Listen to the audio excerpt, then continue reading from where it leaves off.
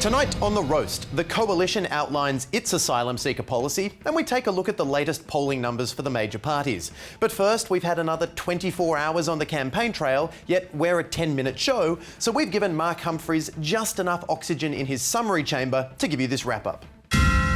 Remember when Kevin Rudd said this? And I know for sure that the old politics of negativity just won't work. Well, he doesn't. Let's take a look at Labor's new negative ad campaign. What are you hiding, Mr. Abbott? Hey, Mummy, who are you talking to? I remember when you were really aggressive, negative, angry about everything. This coming from a woman stabbing a melon. And I get the feeling that if you win, we lose. I wouldn't have picked Mum of the Year to be a fan of Alien vs Predator. And if you thought that was ominous, check out the opening line of the other negative ad Labor released this week. Tony Abbott has admitted that his plans will hurt people. Uh-oh, I always knew Abbott's pinch and a punch for the first day of the month scheme would come back to haunt him. Meanwhile, former Liberal MP Peter Slipper has defied common sense by announcing he'll be recontesting his seat of Fisher. Slipper made the announcement alongside his wife, who described him thus. He was crazy enough to marry me. No, well, I mean, she's obviously joking about that. No, she wasn't. He's crazy, and now we all know it. And Crazy Pete thinks the odds are stacked against him. This is a David and Goliath effort.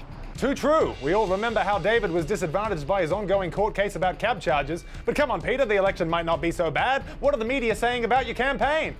He's taken a belting, doesn't have a party, doesn't have a slogan. Doesn't have a slogan? I've got some for you. Slipper 13, you can't prove nothing. Slipper 13, crazy, about leading. Slipper 13, how do you like them muscles? He likes them shellless. Peter might also be struggling with the fact that the headquarters of his Liberal opponent Mal Brough are practically next door to his own. As you can see, the only thing standing between these fierce rivals is Cresta. It's like a demilitarised zone of curtains and blinds. And over in Tasmania, independent MP Andrew Wilkie has responded to the ALP's Vote Wilkie, Get Abbott billboard by putting up his own billboard next to it that says, "A big fat Labor lie." Only a matter of time until the ALP put up a billboard next to that says, "No, it isn't," and until their mother puts up a billboard next to that says, "Well, you two just quit it already." Moving on, and the Greens candidate for Robertson, Kate DaCosta, is calling for an end to the use of campaign balloons. Bad news for those whose voting decisions are influenced by balloons. And finally, remember when Kevin Rudd said this other thing? 70%, thereabouts, of those people sent by Mr Howard to Nauru and elsewhere as part of the Pacific Solution used it as a way station, and then within a couple of years were in Australia anyway. Turns out he was wrong. The ABC's fact checker found that. His figure includes 401 people who were resettled in New Zealand and 47 others who went elsewhere. Geez, what the hell were those notes for then? How do you fail at cheating? In the words of a Miss America contestant answering questions about America, I don't know. For The Roast, I'm Mark Humphries.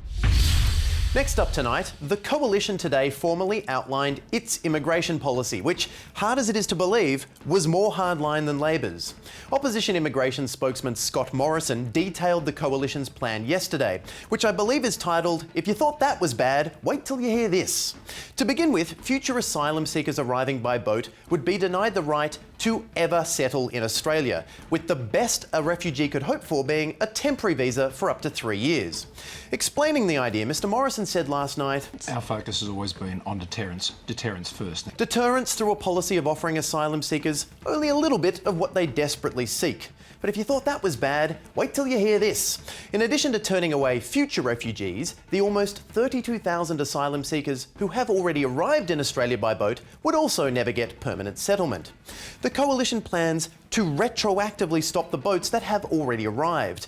Now, I'm not saying Tony Abbott has invented some kind of device that grants him the ability to travel through space and time in order to stop the boats, but I'm fairly certain he has, and he's about to use it. What are you doing to my boat? Shut up, Noah. Even if you do hit land, you won't be settled. Looks like rain.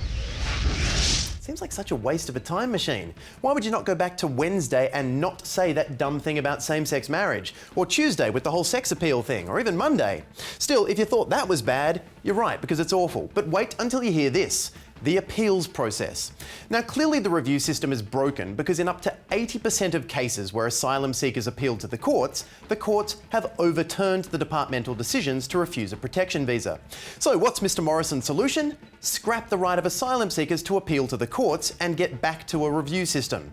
See, if it's broke, don't fix it, just get rid of the things saying it's broke. Because for some reason Labor and Liberal have chosen the area of human rights as the best place to demonstrate which party can be less humane. I know, right?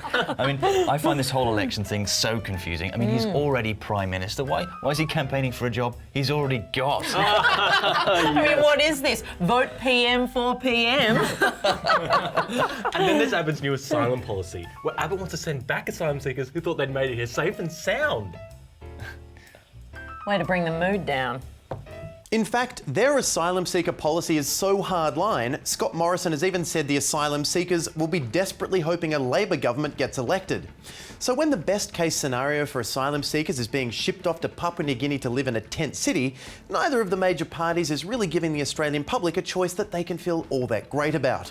So for their reaction to both parties' asylum seeker policies, we're joined now by Rachel Corbett and Jazz Twemlow. We've got to get the others and get out of Australia. It's all right, we're almost at the studio. Oh God, look out, it's Abbott! Where? I can't see him. Oh! Oh, Rachel! No time to mourn. Almost at the studio. Thank you. Remains of Jazz. Now, the latest polls indicate the coalition is still in an election-winning position. So we'll finish tonight by having a look at where we stand at the 2-week mark of this very divisive election campaign. Newspoll confirms the coalition is on 52% to Labor's 48%. But the leaders of the two major parties are almost neck and neck in the popularity stakes, as the opposition leader has significantly narrowed the gap as preferred Prime Minister. And yet, I'm not sure if the whole who is the preferred Prime Minister question is really the best measure of the public's opinion of those two men. Okay, Seaton, it's Tony Abbott or Kevin Rudd. Which one do you pick? Neither. No, I mean, which one do you prefer? Do you mean hate less? No, I mean, which one do you prefer to be Prime Minister? Neither. Ugh. Nick Richardson joins me in the studio now for his update on the state of this election.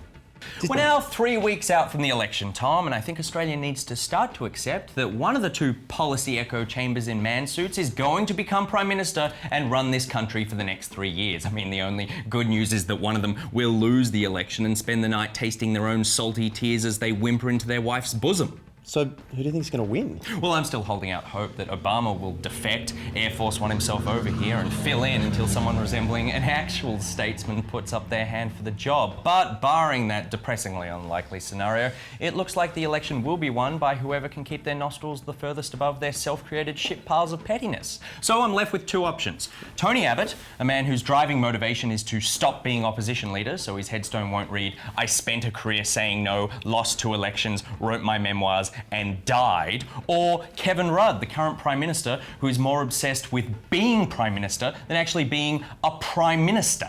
Right, so your advice to Australia is? Well, we've sat back and watched 3 years of the most childish political infighting this country has ever seen. But September 7 is the day that you, Australia, get to elect our Prime Minister. So when you're in that ballot box, I want you to think hard, okay? I want you to pick up the pen and say, "I choose you because I have to choose someone." And remember that in a race of 2 people, coming first is just a euphemism for second last. I'm off. Okay, thank you, Nick. Well, we're having our scheduled break next week, but we will be back on Wednesday night and also on ABC One as part of their election coverage lineup, which I guess means we're going to have to build a giant one. Good night.